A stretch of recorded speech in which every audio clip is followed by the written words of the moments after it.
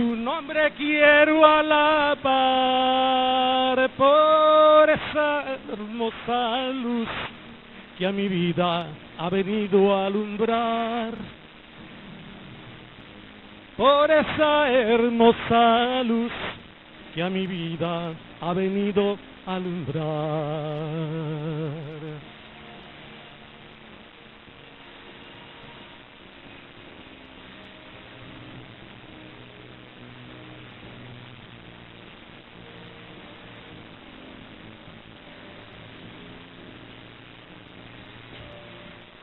Y si en la lucha yo siento caer, tú me das tu poder para que pueda vencer. Por eso en ti yo confiaré, por eso en ti yo confiaré. Te amo y quiero servirte, todo mi ser te doy, mi vida entera, por siempre. Tu nombre quiero alabar por esa hermosa luz que a mi vida ha venido a alumbrar. Por esa hermosa luz que a mi vida ha venido a alumbrar.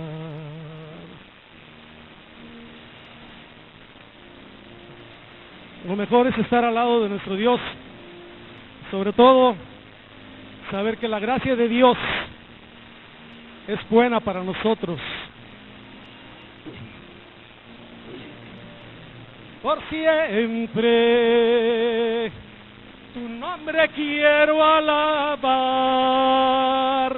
por esa hermosa luz que a mi vida ha venido a alumbrar.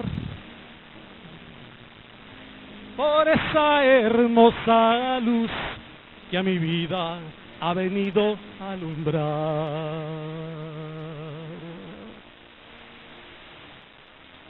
Y aunque nada te puedo dar, tú nunca me dejas de amar.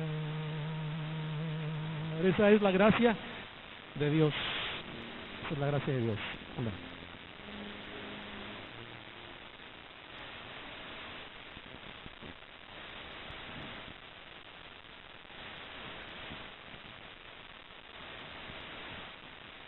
Damos gracias a Dios en esta fresca mañana, porque es de hoy, dirían por ahí unos parientes gallegos.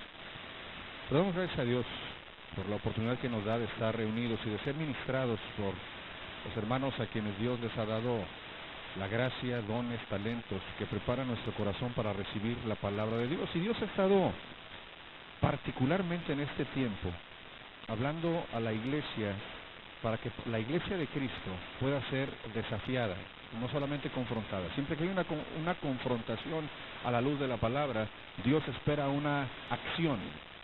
Dios espera que la iglesia de Cristo se levante, despierte, que la iglesia ocupe su lugar en este tiempo en donde el mundo sigue decayendo. Y Dios nos ha hablado también acerca de que Dios nos llama a todos, pero Dios no nos llama solo al servicio. El domingo pasado veíamos que Dios nos llama a sentir la angustia que Él siente por el mundo que se está perdiendo y por la decadencia de su iglesia. Dios nos llama como iglesia a sentir su corazón. Recuerden que el Señor Jesús va a venir por una iglesia, no por cualquier iglesia. ¿Por qué iglesia va a venir el Señor? Por una iglesia sin arruga, sin mancha, no perfecta, pero sí íntegra, congruente. Y lo mejor que podemos hacer como iglesia es que cuando el Señor venga nos encuentre esforzándonos y trabajando en aquello que nos ha dado para hacer en su obra. Si nosotros pudiéramos, y lo hicimos el domingo pasado, a través de una pregunta, yo les decía, ¿qué es lo que necesita la iglesia de hoy? Y nosotros dimos varios ejemplos acerca de ello, y Dios nos ha permitido en los diferentes espacios que tenemos como iglesia orar para que realmente podamos discernir y entender el propósito de Dios para la vida de la iglesia. Pero yo podría decir en esta mañana que todos los que estamos aquí y todos los creyentes que están alrededor del mundo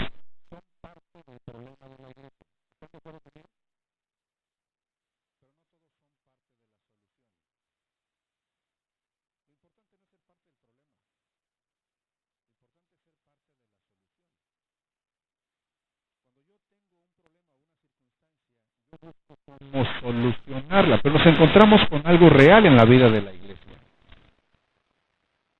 ¿Por qué nos lastimamos como iglesia? ¿Por qué la gente se lastima? ¿Por qué en las familias nos lastimamos? ¿Por qué a veces la gente a la que más amamos es de la que sentimos que más nos hiere o herimos? ¿Por qué nos lastimamos como iglesia?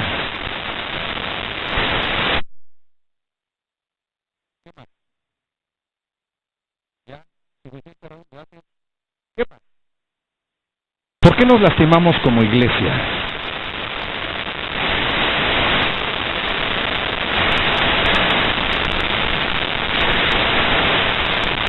Ok, porque no vivimos o posiblemente nuestra comunión con Dios, ¿verdad? Abel.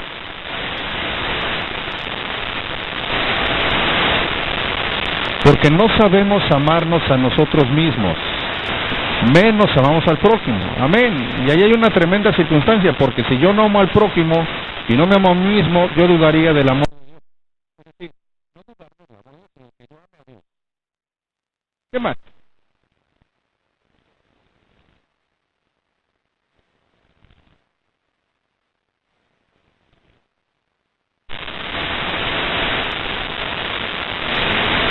¿Ok?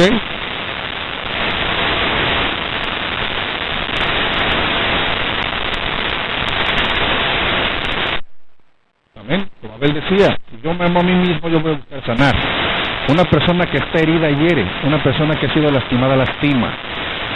Yo creo que todo lo que han dicho es cierto, pero también creo que nos lastimamos como iglesia porque el enfoque de nuestra vida siempre es en que mis expectativas estén satisfechas.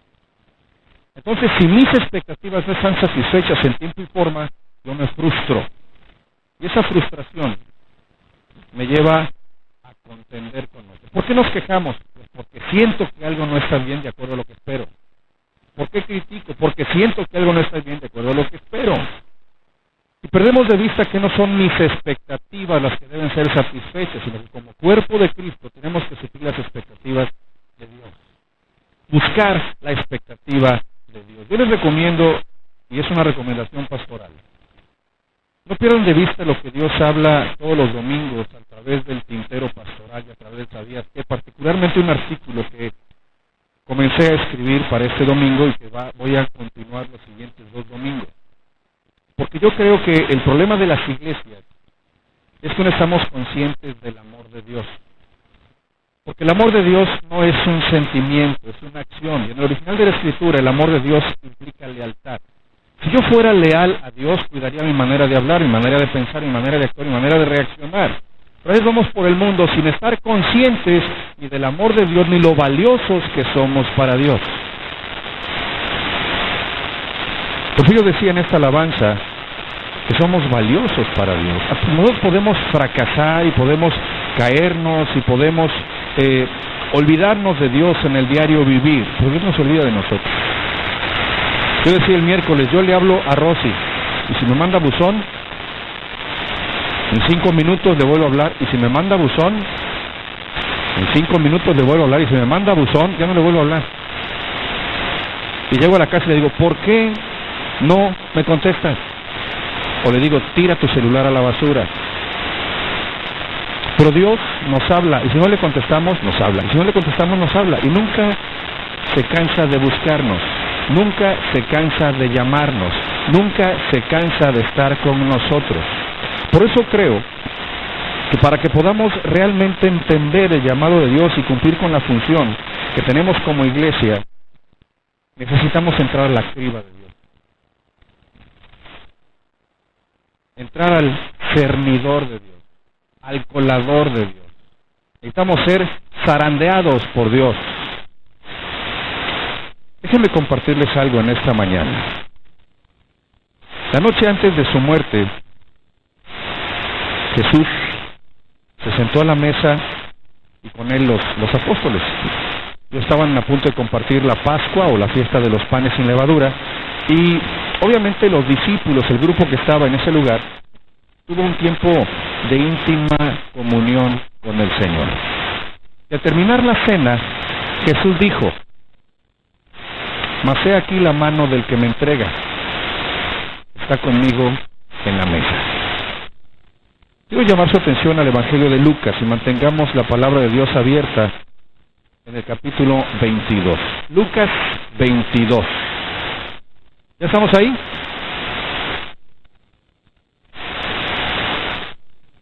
Bueno, antes de ir a la palabra, ligeramente voltea a ver al que está a tu lado y ve si está despierto. Sí, porque a veces estamos en estado catatónico y con el frío nos... Aparte, ¿saben que a veces el cuerpo de Cristo somos como los puercoespines? ¿Saben qué es un puercoespín? Bueno, cuando los puercoespines tienen frío y se acercan para darse calor, ¿qué es lo que pasa? Se lastiman, ¿no? Por las púas. El problema es que en el cuerpo de Cristo tenemos que estar cerca aunque nos lastimemos, porque el Señor pule nuestra vida con las de los demás. Si yo me aíslo, no solamente no tengo el calor del cuerpo de Cristo, sino que no soy resistente a las circunstancias. Las heridas constantes nos dan fortaleza, nos dan crisol de carácter. Y el que se separa del cuerpo de Cristo, se separa del amor de Dios, o no quiere ser lastimado y por eso se aísla, muere solo. ¿Ya estamos ahí en la palabra? Ok. El versículo 21 menciona lo que acabo de comentar. Mas he aquí la mano del que me entrega está conmigo en la mesa. Qué terrible verdad fue revelada en ese momento, en tan especial momento. Estaban en la Pascua, estaban en un momento de comunión con Dios. Pero el diablo audazmente había dominado la conciencia, el corazón y la voluntad de uno de los discípulos del Señor. Me refiero a Judas. Otro suceso que tuvo lugar en la mesa, estaba el Señor hablando, estaban compartiendo ese momento de comunión, y Jesús tomó el pan y dio gracias y lo partió y les dio diciendo: este es mi cuerpo que por vosotros es dado. El discípulo que le iba a entregar extendió su mano, una mano dominada por el diablo, y recibió el pan. Fíjense, en ese momento fue como si el diablo mismo hubiese tomado el cuerpo del Señor en sus manos para destruirlo. Imagínense la escena. Tú y yo podemos preguntarnos, bueno, ¿cómo pudo el diablo dominar a un discípulo de Jesús? ¿Cómo pudo el diablo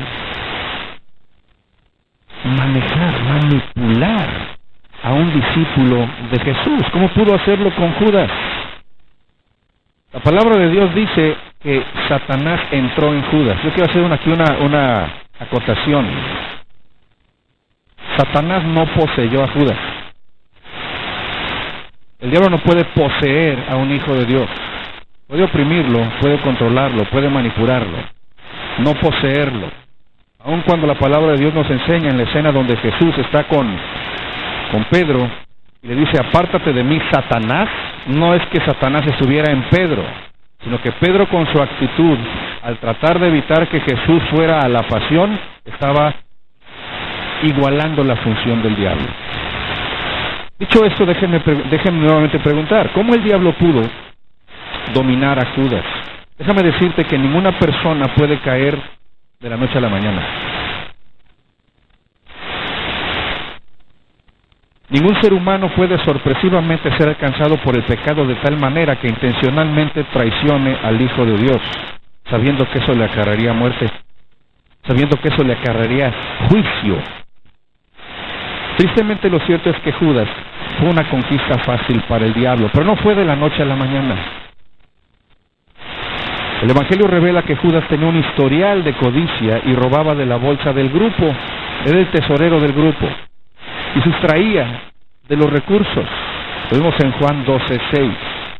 El diablo nos domina, repito, cuando hay desde tiempo atrás una área de nuestra vida que no le hemos entregado a Dios. Un violador no lo es de la noche a la mañana. Desde la niñez empezó a coquetear con la pornografía y con las circunstancias sexuales. Y el diablo domina esa debilidad. Si no le hemos entregado nuestra vida totalmente al Señor, somos presa fácil del diablo, como lo fue Judas. Por eso como Judas, aun cuando estaba con los 12, aun cuando hizo milagros con los 12, aun cuando se supone que tenía la presencia y la compañía del Señor Jesús esos 3 años, fue presa fácil para Satanás. Fue fácil engañarlo. Fue fácil dominarlo en el momento propicio para las estrategias del enemigo. Tú y yo podemos ser cadenas de 100 eslabones de acero forjado de una sola pieza. Pero si en tu vida y en mi vida, en esos 100 eslabones, hay un eslabón de aluminio, cuando venga la prueba y se tense la cadena, adivina por dónde se va a romper. Yo preguntaba en palabra en esta mañana, ¿quién es iracundo, explosivo? Y varios levantaron la mano. Cuando venga la prueba y la crisis, adivina por dónde te va a ganar el diablo. Por esa debilidad. Por esa área de tu vida que no le has entregado al Señor. Y así como Judas, fue la misma situación que sigue sucediendo con cristianos una y otra vez a través de los siglos. El diablo ha vencido a la multitud de creyentes que no han permitido ser liberados de alguna debilidad que los inclina a pecar una y otra vez, que los inclina a huir, no a confrontarse con la palabra ni a enfrentarse al Evangelio. Déjame decirte que he visto multitud de siervos de Dios, ministros, dedicados a servir al Señor, ser zarandeados de derecha a izquierda y caer. Hombres que en un tiempo fueron poderosamente usados por Dios, pero han tenido una debilidad que no le han entregado al Señor. Y Dios quiere todo de nosotros. Si no en la crisis, Dios va a usar esa pequeña debilidad. Y a través de los años, esos siervos cayeron tan pesadamente que perdieron la paz de Dios, que perdieron el gozo de su salvación y perdieron el propósito que Dios tenía para ellos, dejando a Dios. Judas mismo, repito, fue poderosamente usado por Dios. Él reprendió demonios, él sanó enfermos, igual que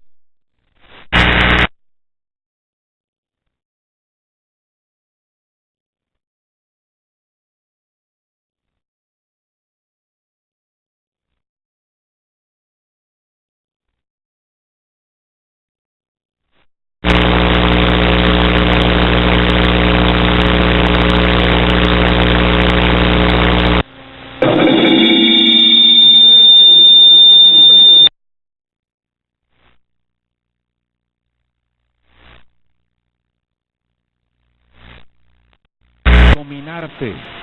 El diablo va a controlarte, a manipularte. Esa debilidad impidió que todo lo que este hombre vio y escuchó de Jesús lograra realmente romper la dureza de su corazón. Y Judas se entregó completamente a su debilidad y como resultado fue dirigido por el diablo. Cuando el pueblo de Dios tiene crítica, juicio, murmuración, cuando hay pasividad, cuando hay letargo, cuando hay tibieza espiritual, una debilidad está siendo dominada por el diablo. Por eso Judas no pudo caminar en total triunfo. Por eso aun cuando la palabra de Dios dice que un hijo de Dios ha sido llamado a vivir de victoria en victoria, no podemos disfrutar la plenitud de la victoria porque hay áreas de nuestra vida que no le hemos entregado a Dios. Yo creo que la multitud de cristianos hoy en día pueden ser usados por Dios. Hay gente que alaba a Dios con devoción y le sirve sinceramente, pero toleran una debilidad. Hay algo que realmente no le ha entregado a Dios por completo. Y con el tiempo, esa debilidad crece y se arraiga profundamente. Y son presas fáciles para el diablo. Pues el diablo se posiciona y se posesiona de esa debilidad y termina dominándolos. Regresemos a la Pascua. En esa Pascua el diablo sabía que el reino de Jesucristo estaba por establecerse, que estaba próxima a la pasión y próxima a su derrota. Entonces, ya había dominado a Judas. Judas ya era suyo, ya había sido presa fácil. Entonces, el diablo dijo, bueno, ¿quién sigue? Y se determinó a ir por otro de los discípulos. Yo creo que él hizo sentir su presencia en la mesa, porque de acuerdo a la palabra de Dios, en el mismo capítulo 22 de Lucas, dice el versículo 24, fíjense, hubo también entre ellos una disputa. ¿Qué es una disputa? Una discusión. Estaban teniendo un momento íntimo con el Señor. El Señor les estaba diciendo que iba a morir. El Señor estaba diciendo que iba a padecer. Y lo mejor que pudieron hacer ellos era contender, generar disensión. La presencia de Satanás se estaba manifestando en esa disensión, en la mesa. ¿Puedes imaginarte tal discusión? Acaban de tener intimidad con su Señor. Sabían lo que iba a venir. Total, parece que ninguno entendió nada de lo que Jesús dijo. Por el contrario, empezaron a discutir quién estaría al cargo cuando el Señor faltara. Es como si te estuvieras repartiendo la herencia mientras el muerto sigue en cama. Eso debe haber sido un banquete para Satanás. Siempre que el pueblo de Dios contiende, siempre que disiente, siempre que se rompen y fragmentan relaciones, hay un festín para el diablo. Y el diablo posiblemente midió uno a uno de los discípulos preguntarse, ¿quién va a seguir? ¿Será Juan? No, Juan es muy cercano al Señor, porque de hecho siempre se recarga sobre su fecha. Ya sé. Pedro porque es muy impulsivo. Y además a Pedro el Señor lo llamó roca.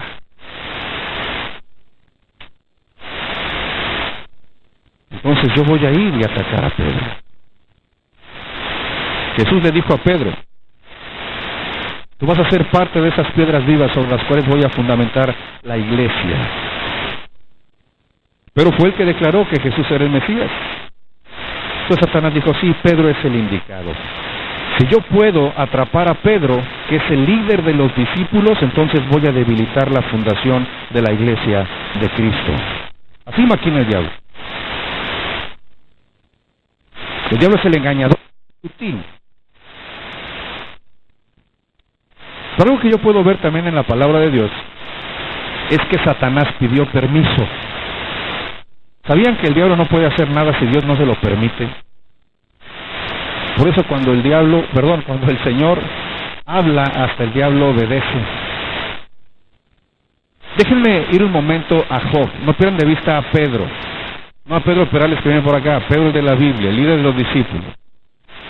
La historia de Job del Antiguo Testamento posiblemente no sea familiar. Y tú recordarás que al principio del libro de Job, Satanás no pudo tocar a Job como él quiso, sino hasta donde Dios se lo permitió. No pudo hacerle nada a Job sin antes pedirle permiso a Dios. Y Dios le dijo que solo podía ir hasta un determinado punto con Job, pero que su vida no la debería de tocar. Podía afligir su cuerpo, podía destruir sus posesiones, quitarle todo lo que tenía, pero no podía tomar su vida. Satanás no tiene libertad para actuar. ¿Sabes cómo actúa? Con el espacio que le damos tú y yo. Así de sencillo. Y entonces Satanás, regresamos a Pedro, estaba tramando un caso contra Pedro. Fíjense lo que dijo Jesús. Pedro, Satanás me ha pedido que te dé para que te zarandee. Y el Señor le dijo, y estoy orando por ti para que no falte tu fe, para que después de que acabe la prueba puedas afirmar a tus hermanos. El Señor Jesús no le dijo a Satanás, no puedes tocar a Pedro. Le dijo, Pedro, te van a zarandear. Y yo estoy orando para que tu fe no falte.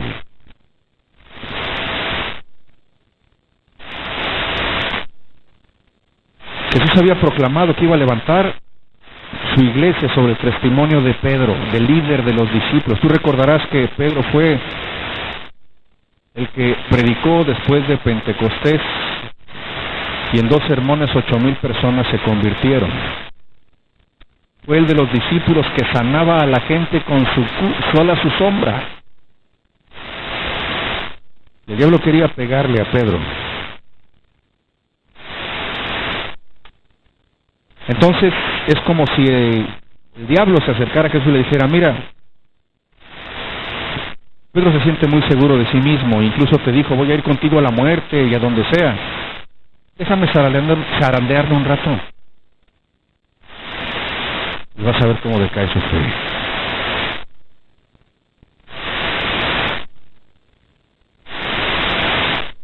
Vas a ver, Jesús, cómo vas a encontrar que Pedro no es la roca que tú piensas. Pedro no es el buen fundamento que tú piensas. Pedro es solamente arena, Jesús, le estaba diciendo el diablo, ¿no? Ya sabes que tengo a uno de los 12, tengo a Judas, y ahora Pedro se va a desmoronar como Judas. Yo te quiero hacerte una pregunta aquí. ¿Te tiene el diablo agarrado de algún lugar? ¿Hay alguna debilidad en tu vida? O algo que no le has entregado y dice que por eso no puedes proyectar ni la paz, ni el poder, ni la gracia, ni el amor de Dios.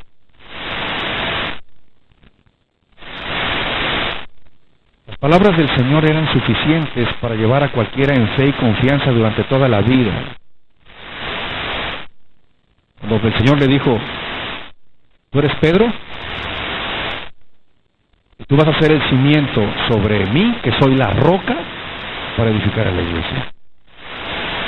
Esas palabras deberían ser suficientes para llevar a cualquiera en esa confianza duradera y plena. Pedro debió haberse sentido profundamente amado, pensando: tengo una promesa férrea del Señor, Él me va a usar a través de la eternidad, y eso absolutamente me libera para servirle ahora sin preocupación. Pues déjenme decirles algo que pasó con Pedro. Ese estado de contemplación y de júbilo y de esperanza y de tranquilidad fue abruptamente interrumpido, súbitamente. Jesús le dijo a él, con esa advertencia tremenda que vamos a leer ahora en el capítulo 22, versículo 31.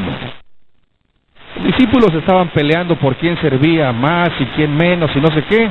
Y entonces, después de eso, el Señor Jesús le dice a Pedro, versículo 31, Simón, Simón, he aquí Satanás os ha pedido para zarandearos como a trigo. Pero yo he rogado por ti que tu fe no falte. Y tú, una vez vuelto, confirma a tus hermanos. Fíjense lo que dijo Pedro: Señor, dispuesto estoy a ir contigo no solo a la cárcel, sino también a la muerte. ¿Qué seguridad, ¿no?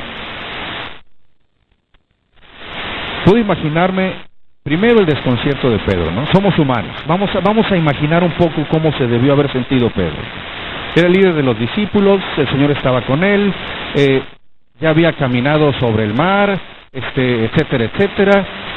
Le dice: tú vas a ser parte del fundamento de la iglesia.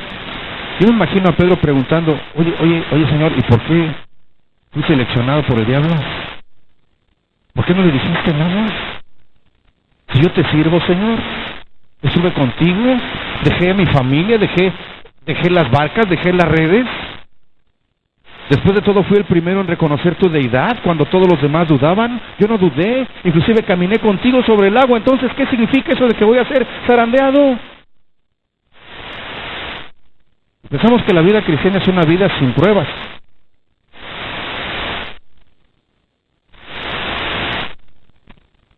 Me imagino a Pedro diciendo: Señor, ¿estás diciendo que Satanás preguntó si podría zarandearme y tú dijiste que sí? Pero la verdad de las cosas es que Pedro dijo: dispuesto estoy.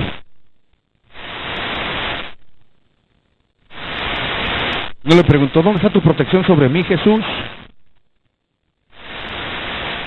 Déjame decirte que en ese tiempo Israel era una sociedad agricultora. Y por lo tanto todo el mundo estaba familiarizado con el proceso de cernir los granos, o zarandear los granos, o cribar los granos, o colar los granos. y los agricultores echaban el grano en los cernidores. Era típicamente un marco de madera, posiblemente de 4x4, con un fondo de tela metálica, y entonces ellos sacudían el cernidor con mucha fuerza, haciendo caer todo lo sucio, toda la cáscara a través de la tela metálica al piso, y solamente los granos permanecían en el cernidor. Si nos remontamos a aquel tiempo, el cernir es un proceso de purificación. Y era muy duro, no tenían la tecnología que tenemos ahora. Pero el proceso de cernición, entrar al cernidor, el proceso de purificación es separar lo malo de lo bueno, lo inútil de lo productivo. Dios nos zarandea para quitar lo malo que todavía queda en nuestra vida, para que nos demos cuenta de las áreas improductivas de nuestra vida o las debilidades de nuestra vida, que son por las cuales el diablo nos domina. Podemos preguntarnos por qué el diablo quería zarandear a Pedro si solamente buen fruto saldría de él. A fin de cuentas, era el primero en haber reconocido que Jesús era el Hijo de Dios. La verdad es que el diablo pensaba que la fe de Pedro iba a fallar en el proceso, porque él pensaba sacudirlo tan violentamente que podría probar que las semillas de su fe eran cáscaras. Hay un peligro en la iglesia de hoy. Hoy por hoy, mucha de la forma en la que vivimos da a entender que la semilla de nuestra fe es pura cáscara. Lo malo no es ser zarandeado. Lo malo es que nada productivo quede en la zaranda. Por eso la Escritura dice, por sus frutos los conoceréis. Hoy la iglesia de Cristo está en el proceso de cernimiento. ¿Cuántos somos trigo y cuántos somos cascajo? Pero Pedro lo podemos ver, cuando él dijo, dispuesto estoy, y no solo a la cárcel, sino a la muerte. Él estaba excesivamente confiado. Vuelvo a las palabras de Jesús. Pedro, el diablo te va a zarandear, pero yo estoy orando para que tu fe crezca. Y para que al pasar la prueba de la zaranda, tú puedas afirmar a otros.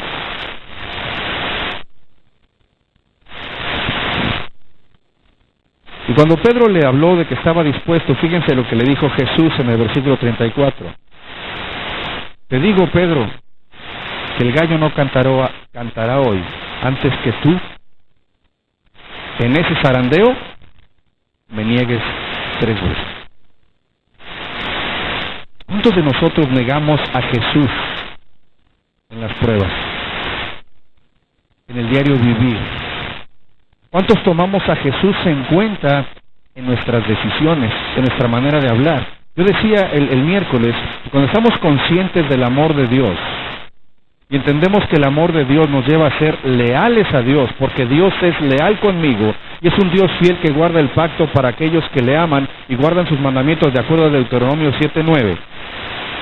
El estar consciente del amor de Dios me lleva a mí a ser radical. Y la palabra radical viene de raíz. Y tiene dos afecciones. La primera es, yo tengo que fortalecer mi raíz en el Señor y cortar de raíz todo aquello que estorbe para que yo pueda dar fruto que glorifique su nombre. Pedro le dijo, Señor, estoy listo para cualquier cosa que venga a mi vida. Yo voy a estar dispuesto incluso a morir contigo, a ser crucificado contigo, a morir a tu lado. Ya me has dicho lo que está reservado para mí, ya me has dicho que voy a estar en la eternidad contigo, así que ¿qué daño puede hacerme una pequeña cernida? ¿Sabes cuál es el problema? Que tú y yo no estamos conscientes de la magnitud de la zarandeada que nos dan.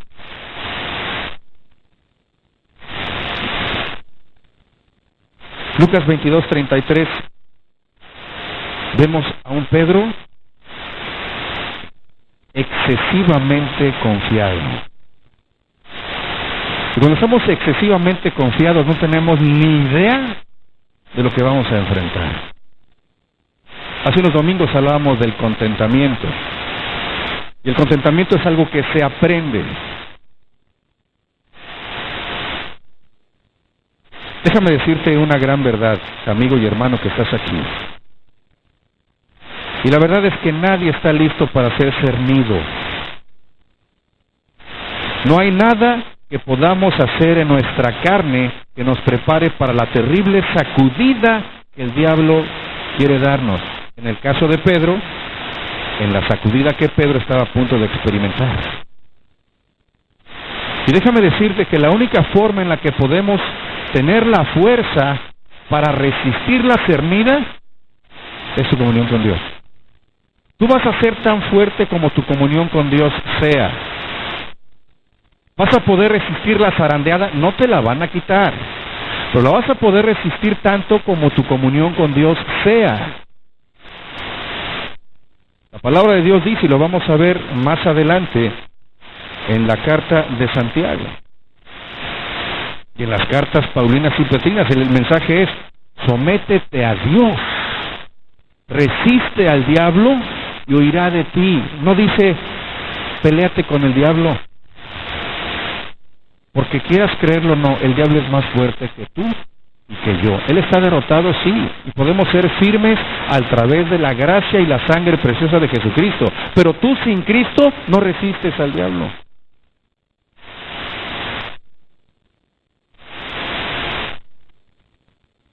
Y el Señor permite que Satanás sacuda a cristianos presumidos, confiados, arrogantes, orgullosos,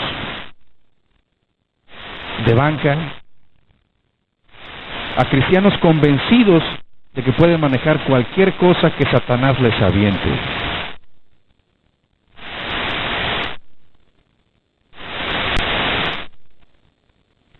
Hay personas que dicen, es que si el enemigo alguna vez trata de tumbarme, yo lo voy a pisotear con el poder de Dios. Voy a ahuyentarlo de mi vida con la palabra. Sí, si la vivo. Sí, si la palabra realmente ha resuelto tus debilidades. El diablo no puede tocarte si Dios no se lo permite. Si hay alguna debilidad en tu vida, Dios te va a meter en la zaranda, le va a permitir al diablo que te toque para que seas fuerte y pueda ser de bendición para tus hermanos y tu entorno. Déjame decirte algo. Yo estoy de acuerdo y yo predico que tenemos la victoria sobre Satanás por la fe en la obra del Señor Jesús en la cruz. Pero todo cristiano enfrenta inesperadamente sacudidas. Y no sabes cuándo van a llegar.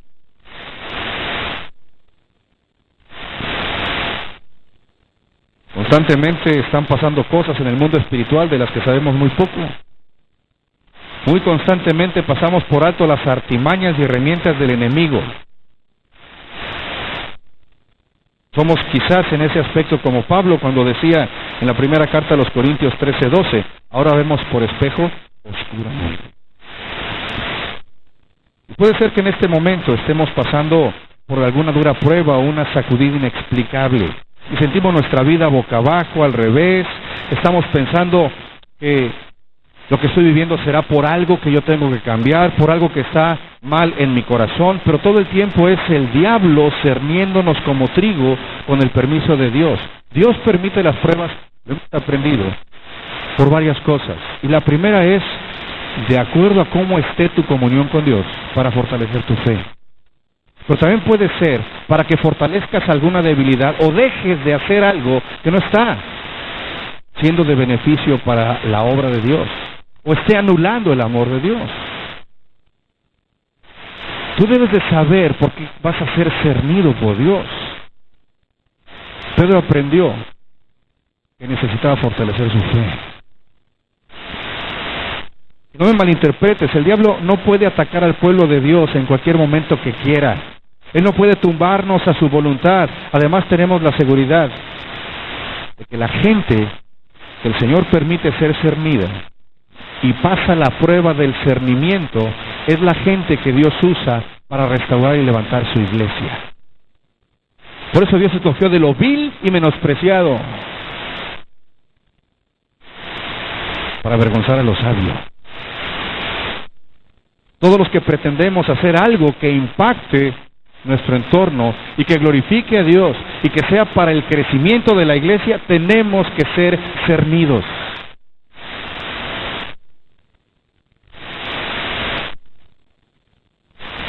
Nuestros periodos de discernimiento tienen como propósito fortalecer y purificar nuestra fe. ¿Cómo va a crecer tu fe? Con la prueba. ¿Y tu paciencia? Con la prueba. ¿Y tu gozo? Con la prueba. ¿Y tu amor? Con la prueba. ¿Y tu mansedumbre y templanza? Con la prueba. Bienvenidos a la criba de Dios.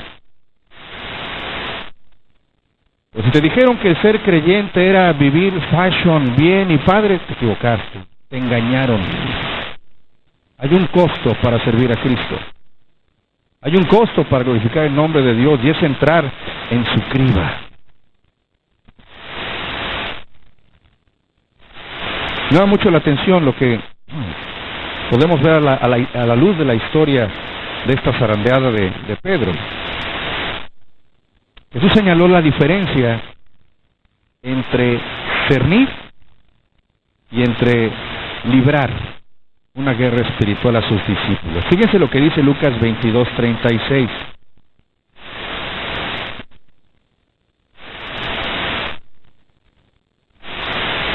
Y les dijo: pues ahora el que tiene bolsa, tómela, y también la alforja, y el que no tiene espada, venda su capa y compre una.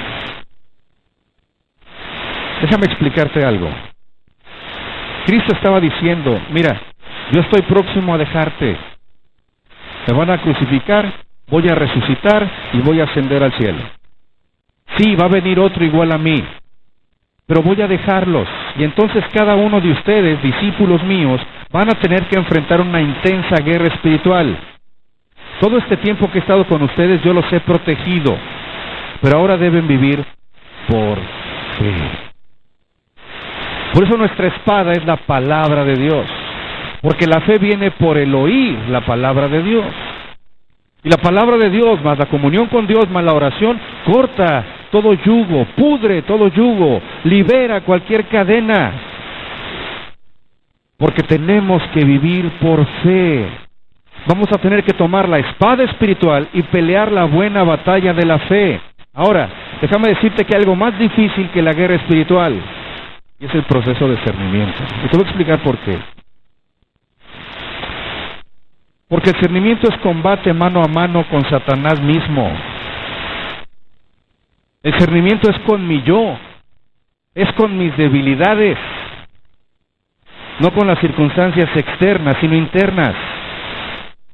El diablo usa nuestro yo para fragmentar el desarrollo que yo debo tener en Cristo y el desarrollo que la obra debe darse a través de mí, que soy discípulo de Cristo. Pedro iba a ser puesto en manos de Satanás por una temporada, y una espada no iba a servir de nada. Tú y yo sabemos la palabra de Dios, por lo menos algunos versículos de memoria, y ahora nos mete una revolcada. Ha hecho que iglesias se dividan, que hermanos dejen su lugar y dejen sus dones, aunque sabes la palabra de Dios, aunque alabas a Dios todos los domingos y sabes cuáles son tus deberes cristianos.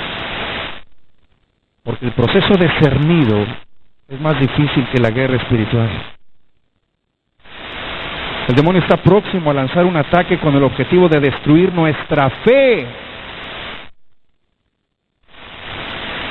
Él quiere robarnos toda la esperanza que Dios y Jesús nos han dado. Mira, cuando somos sacudidos por el diablo, él inyecta en nuestras mentes toda la clase de perversidad que tiene en su arsenal. Y nos convence de que nadie nos pela, todos nos juzgan, las cosas no van a cambiar. Nos convence de que todo es problema con los demás o de nuestro propio corazón y no del infierno.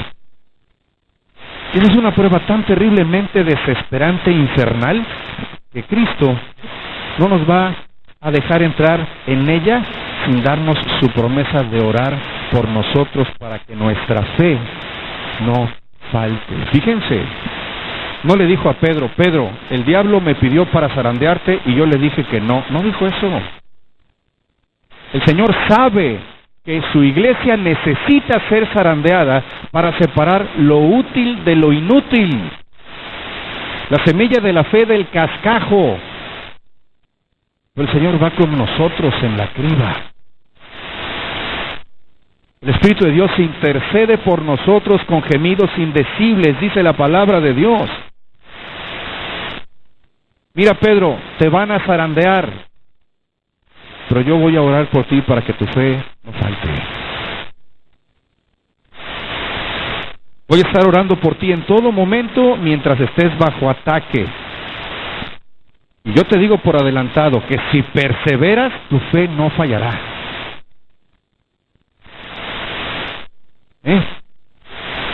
El que lleve la semilla. Pero miren, el que lleve la semilla, o cuando llevas la semilla, no puedes llevarla si no has sido zarandeado. La palabra de Dios dice, ya que termines la zarandeada, confirma a tus hermanos. Si no has sido zarandeado, ¿cómo van a ver tu fe los demás? ¿Sabes que el proceso de discernimiento revela qué fruto hay en tu corazón? Revela cuál es tu fe y revela tu dependencia de Dios. Si lo primero que podemos hacer con la zaranda es maldecir, apartarnos y romper nuestra comunión con Dios, ¿cuál es el fruto? ¿Cuál es nuestra fe? Pablo decía, yo me gozo en mis prisiones, porque en ellas los demás ven cómo reacciono y aumentan su fe. Pero si en la criba de Dios todos salimos corriendo, ¿dónde está el Dios poderoso que puede sostenernos, sustentarnos y proveer para nuestra necesidad? Si la primera de cambio, nuestro carácter cambia, nuestras emociones cambian, ¿dónde está el carácter de Cristo cimentado a través del Espíritu Santo en nuestra vida?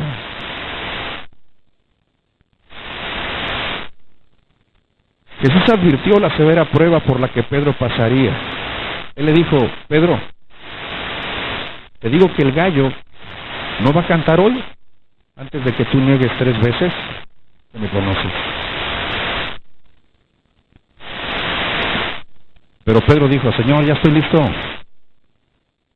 y dispuesto. Y pocas horas más tarde, cuando una multitud llegó para arrestar a Jesús, Pedro se levantó a pelear con su Señor, a defenderlo, y tomó una espada y cortó la oreja de un hombre. ¿Se acuerdan cómo se llamaba ese hombre?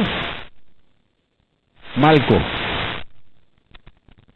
Pero la sacudida de Pedro no comenzó sino hasta más tarde, y empezó cuando Jesús estaba frente a sus acusadores en el salón de juicio. Pedro estaba afuera calentándose junto al fuego, cuando una joven lo reconoció. Fíjense lo que dice el versículo 56, ¿ya estamos ahí? Una criada, al verle sentado al fuego, se fijó en él y dijo, también este estaba con él. ¿Y qué hizo Pedro? Lo negó diciendo, mujer, no lo conozco. En esos momentos, Satanás tenía a Pedro en el colador. Estaba siendo zarandeado.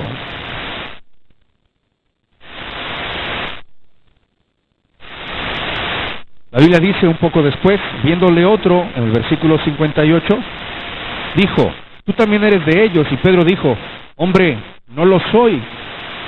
Y el diablo seguía con Pedro, y Pedro estaba como canica de un lado para otro del cernidor. Y finalmente, 1 hora más tarde, otro afirmaba diciendo, ahí en el versículo 59 y 60, verdaderamente también este estaba con él, porque es Galileo. Y fíjense ahora. Y Pedro dijo, hombre, no sé lo que dices. Y enseguida, mientras él todavía hablaba, el gallo cantó. Otro de los evangelios en esta historia dice que Pedro maldijo. Cuando estamos en el cernimiento, no estamos bien cimentados en nuestra comunión con Dios, se nos olvida nuestra identidad. Maldecimos. Dejamos nuestra autoridad. Imagínate la escena. Unas horas antes, el leal discípulo fue el más arriesgado defensor de Jesús. Sacó una espada y le mochó la oreja a Malco. Momentos antes dijo, Señor, yo estoy listo, venga lo que venga, sea donde voy contigo, no importa. Dispuesto estoy. Y en ese momento, en el cernidor, habían negado a Jesús 3 veces. Y el gallo...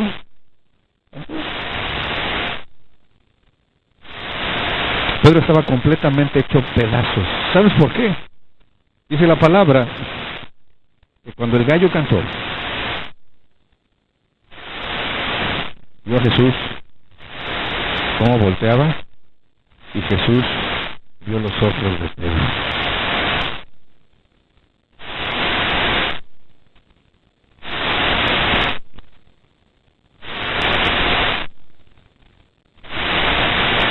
Pedro estaba completamente hecho pedazos.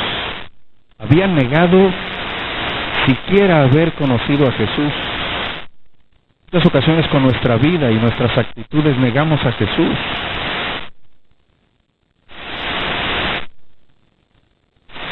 Satanás debe haberse relamido pensando: Pedrito, ya te tengo. Acabé contigo como con Judas, ahora voy por el próximo. Por lo que hace el diablo es ir uno por uno para debilitar al cuerpo de Cristo. Imagínate cómo se sintió Pedro en el momento en donde Jesús, su maestro, su Señor, su amigo, lo miraba. Yo te puedo asegurar que la mirada de Jesús no fue una mirada acusadora, ni fue una mirada de te lo dije. No fue así. Jesucristo no le estaba diciendo: ¿cómo pudiste hacerme esto, Pedro? Me blasfemaste, me negaste, aun cuando toda esta gente sabe que eres mío. ¿Cómo pudiste caer tan bajo después que hice tanto por ti? No. Jesús predijo esos eventos para el bienestar de Pedro, y ahora lo miraba para apoyarlo y decir: Pedro, sostente fuertemente, amigo. Yo te advertí que Satanás te iba a sacudir. Él quiere hacerte caer, y si tú caes, mi iglesia no va a crecer. Pero te recuerdo, Pedro, que vas a ser restaurado. No fue para acusarlo, fue para decirle: resiste.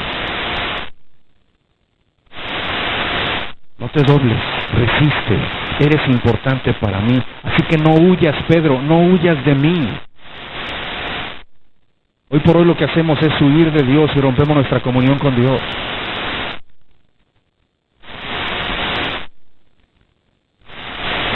Jesús le estaba diciendo a Pedro: esta batalla va a terminar en la cruz.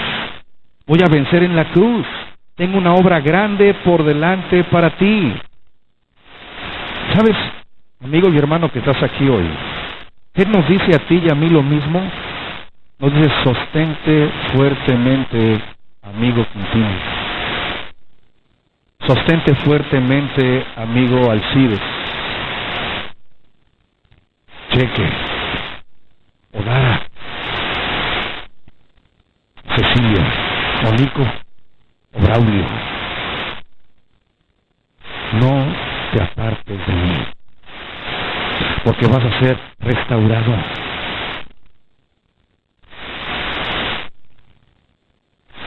Ciertamente Jesús le había dicho a Pedro, en el versículo 32, y tú una vez vuelto confirma a tus hermanos.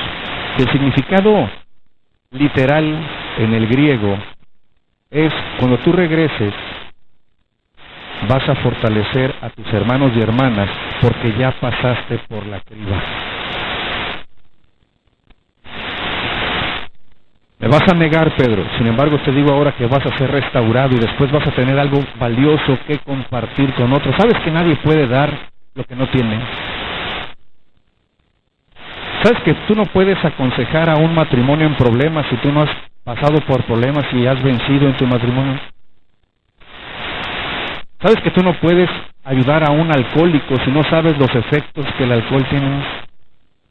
Nadie puede dar lo que no tiene. Por eso Dios, de nuestra más grande prueba, levanta nuestro más grande ministerio. Si queremos y somos restaurados y resistimos el cernidor o la criba de Dios. Cuando pasamos por la criba y somos restaurados, somos bendición a través de lo que hemos aprendido en carne propia, a través de lo que hemos experimentado. Esa es la razón por la cual Dios permite que seamos cernidos. Pablo escribió: bendito el Dios y Padre de nuestro Señor Jesucristo, Padre de misericordias y Dios de toda consolación, el cual nos consuela en todas nuestras tribulaciones, para que podamos también nosotros consolar a los que están en cualquier tribulación, por medio de la consolación con que nosotros somos consolados por Dios. Pero si somos atribulados, es para vuestra consolación y salvación, O si somos consolados, es para vuestro consuelo que obra al soportar las mismas aflicciones que nosotros también sufrimos, según a los Corintios 1, del 3 al 7. Dios permite a sus hijos y a sus siervos pasar por aguas profundas, soportando crisis que ellos no pueden comprender, para que ellos puedan ser testimonio del amor de Dios, del poder de Dios, y puedan consolar a otros. Solo los cristianos que han sido cernidos pueden ayudar a restaurar las partes de la casa de Dios que han caído.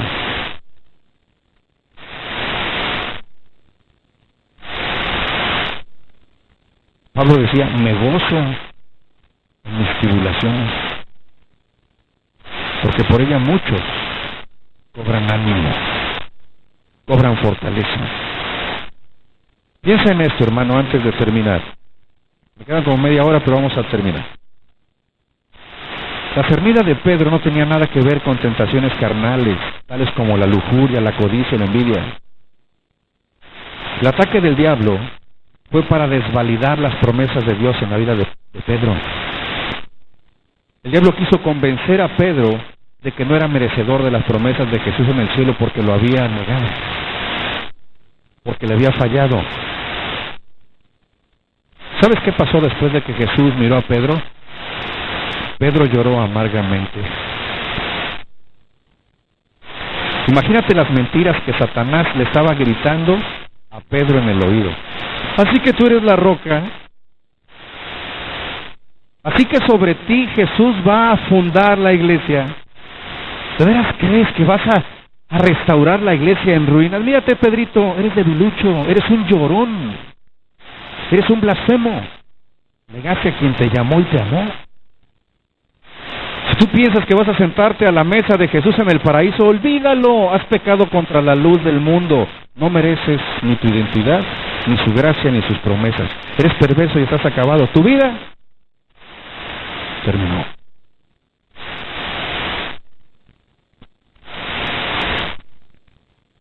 Sin embargo, Pedro no tenía idea que estaba siendo equipado con un mensaje vital para la nueva iglesia. ¿Sabes cuál es el mensaje vital? Arrepiéntanse. Que digan. Pedro negó a Jesús, lloró amargamente, entró al cernidor del diablo y el diablo hizo garras, pero fue restaurado. Y tuvo un mensaje para dar a la iglesia.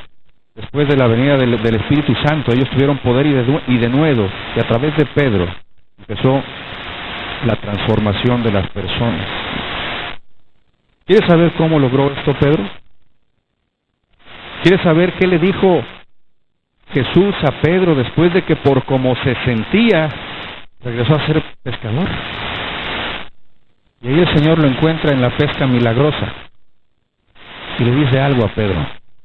¿Quieres saber qué pasó en una de las escenas más conmovedoras de la Biblia en Juan 21? Entonces te espero el próximo domingo para que sepas qué pasó con la criba de Dios en la vida de Pedro. El problema, hermano, no es ser cernido. El problema es que entiendas que a través del cernidor o de la criba de Dios se quita todo lo débil, lo inútil y lo que no sirve para nada de tu vida. Que podamos escuchar la voz de Jesús en las mismas palabras que le dijo a Pedro. Jaime, el diablo me ha pedido para zarandearte, pero oro para que tu fe no falte y para que después de la prueba tengas un mensaje para afirmar y confirmar a tus hermanos y para cada uno de nosotros. El cernidor de Dios es para prepararnos para la restauración y restitución de la obra de Dios en este tiempo y en este lugar. Mira tu rostro y vamos a orar. No se pierdan la segunda parte porque va a estar interesante. ¿Van a venir? Si no vienen, voy a orar para que Dios los meta en su criba y el diablo les dé más duro. Amén. Abel.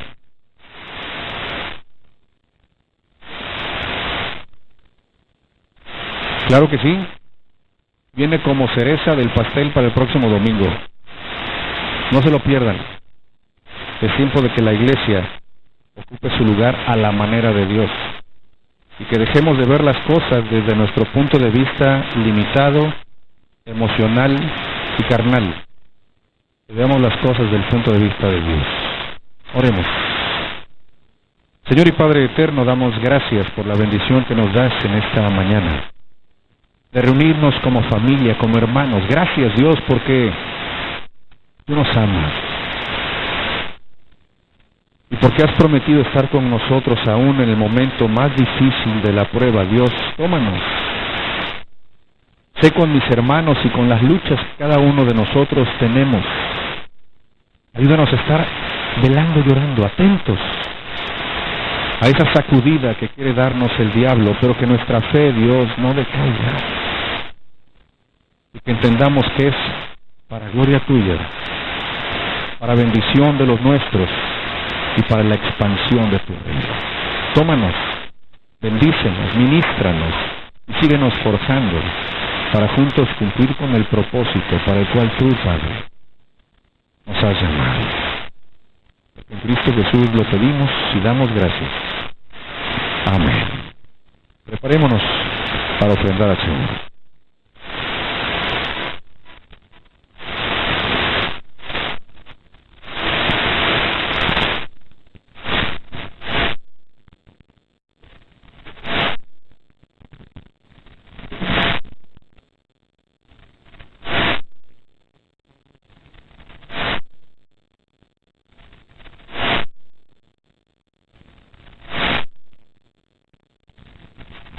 Damos gracias a Dios por este mensaje. Bendito seas, Padre Todopoderoso.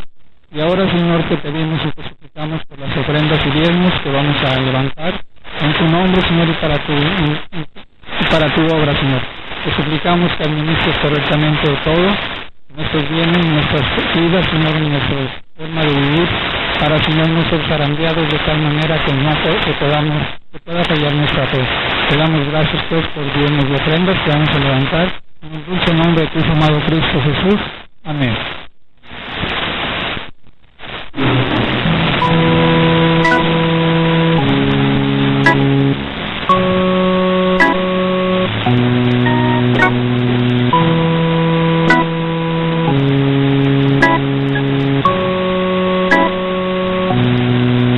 El que habita al abrigo del Altísimo morará bajo la sombra del omnipotente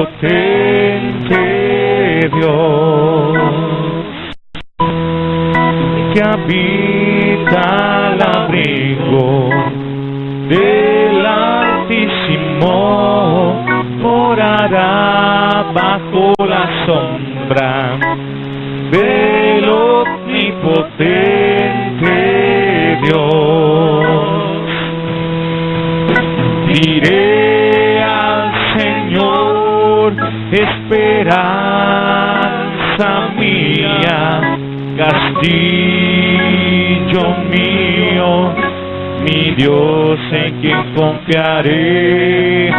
Diré al Señor, esperanza mía, castillo mío, mi Dios en quien confiaré. El que habita al abrigo del Altísimo morará bajo la sombra del omnipotente Dios. Del omnipotente Dios. Del omnipotente Dios.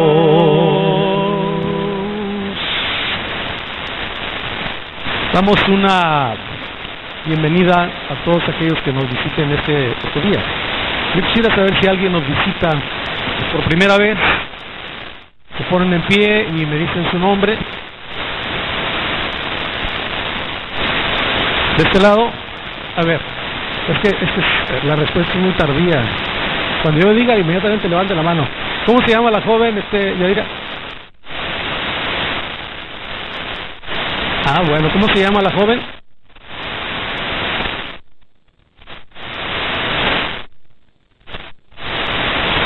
Alejandra. Bueno, Alejandra, seas bienvenida, Alejandra. De al lado.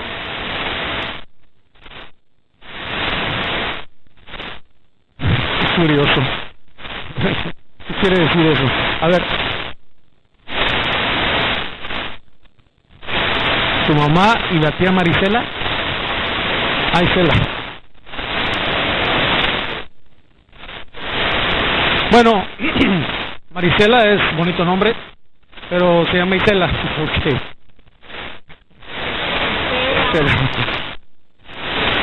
¿Ya ven por qué no doy la bienvenida ya? Me cuestionan. Bueno, pero qué bueno que estamos contentos y vamos a cantar. ¿Parece bien?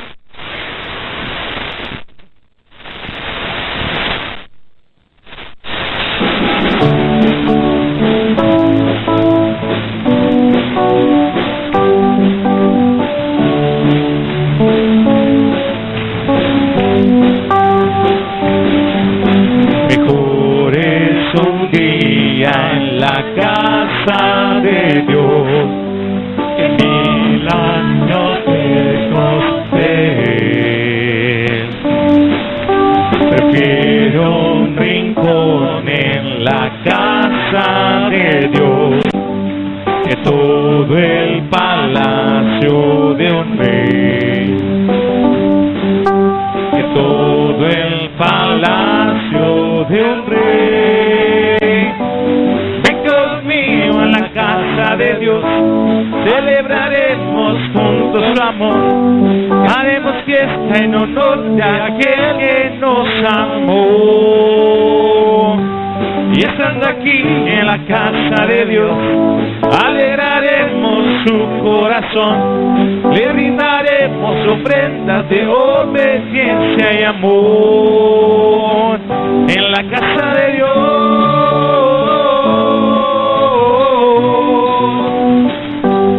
casa de Dios,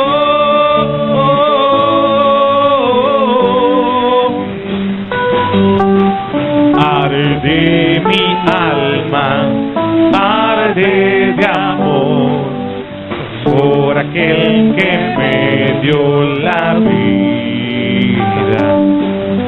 Por eso le anhela mi corazón, anhela de su compañía, anhela de su compañía. Ven conmigo a la casa de Dios, celebraremos juntos amor, haremos fiesta en honor de aquel que nos amó. Y estando aquí en la casa de Dios, alegraremos su corazón, le brindaremos ofrendas de obediencia y amor. Y ven conmigo a la casa de Dios, celebraremos juntos su amor, haremos fiesta en honor de aquel que nos amó. Estando aquí en la casa de Dios, alegraremos su corazón, le brindaremos ofrendas de obediencia y amor. En la casa de Dios,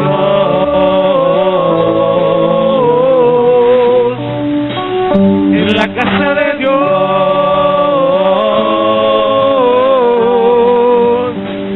en la casa de Dios,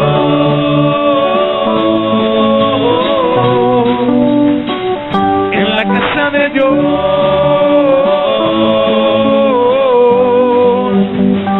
en la casa de Dios.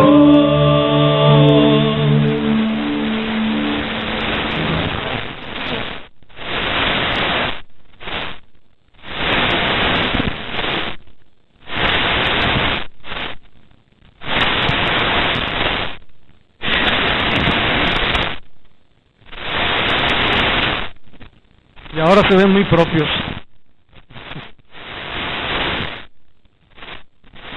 Vamos a despedirnos con la bendición, con el canto final, no sin antes pedir su apoyo en oración para la familia del hermano José Bonilla. El hermano José Bonilla, algunos lo conocemos, fue llamado a la presencia de Dios hace 2 días. Él fue un amigo muy cercano y consiervo del pastor Homero Job Ramos. Él fue presidente de la Convención Nacional antes de nuestro hermano Gilberto Gutiérrez y fue fundador e iniciador de varias obras a lo largo de la República, incluyendo Tampico y Tamaulipas. Entonces estamos orando por la familia y también por un pequeño que es hijo de Joel y Aslan. Ustedes recordarán que hace 1 año, 2 años quizás vinieron a presentarse con nosotros unos misioneros que iban a ir con los kurdos a compartir la palabra. Ellos obviamente ya tienen un bebito y está pasando por una circunstancia difícil de salud. Y obviamente la zona en la que están pues está en guerra y ellos son extranjeros, entonces no les dan una calidad en la atención médica para el niño, ni tampoco afectivamente hablando. Entonces nos piden apoyo en oración, estemos orando los unos por los otros, sobre todo para que entendamos que la criba de Dios es para nuestro bien y para su gloria. Amén. Y queremos nuestro rostro para despedirnos con la bendición, y después de la bendición, el canto final. Y ahora, hermanos, que el amor de Dios que sobrepasa todo entendimiento, la gracia de nuestro Señor Jesucristo otorgada en la cruz del Calvario y la comunión con su Santo Espíritu sean una realidad de nuestras vidas hasta que Cristo nos llame a su presencia. Porque en Cristo Jesús lo pedimos y damos gracias. Amén. Alabemos a Dios.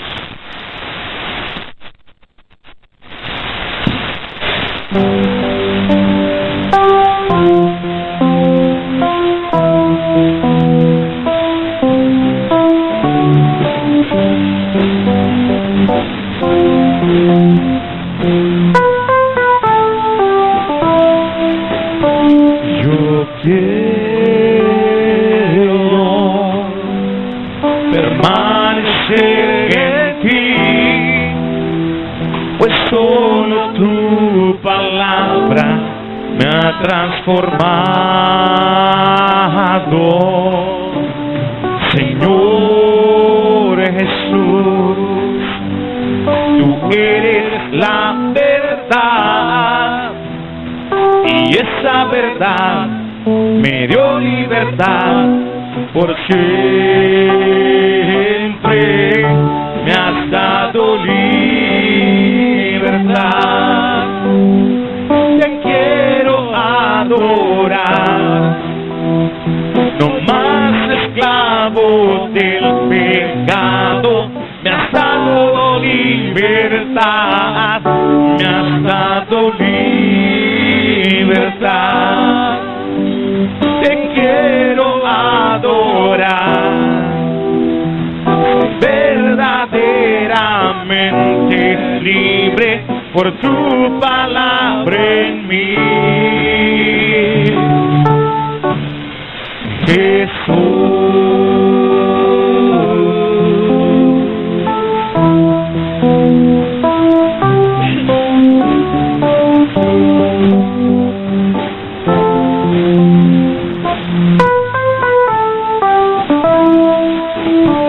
Yo quiero permanecer en ti, pues solo tu palabra me ha transformado. Señor Jesús, tú eres la verdad y esa verdad me dio libertad por siempre. Me has dado libertad. Te quiero adorar, no más esclavo del pecado. Me has dado libertad, me has dado libertad. Te quiero adorar, soy verdaderamente libre por tu palabra en mí.